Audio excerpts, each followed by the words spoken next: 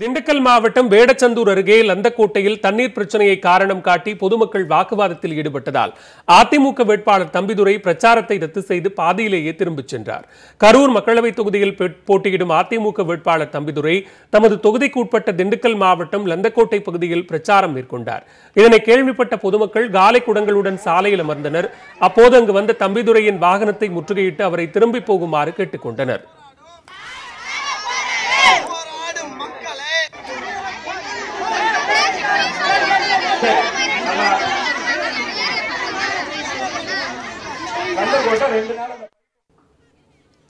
இதையடுத்து வாகனத்தில் இருந்து இறங்கி வந்த தம்பிதுரை பொதுமக்களுடன் பேச்சுவார்த்தை நடத்தினார். ஆனால் அதனை ஏற்க மறுத்த பொதுமக்கள் தொடர்ந்து வாக்குவாதத்தில் ஈடுபட்டனர்.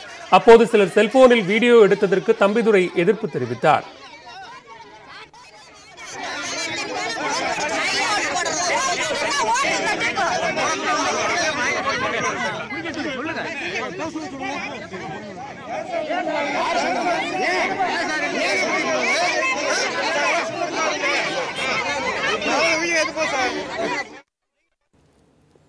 பொதுமக்களின் தொடர் எதிர்ப்பு காரணமாக தம்பிதுரை தனது பிரச்சாரத்தை ரத்து செய்து பாதியிலேயே திரும்பிச் சென்றார்.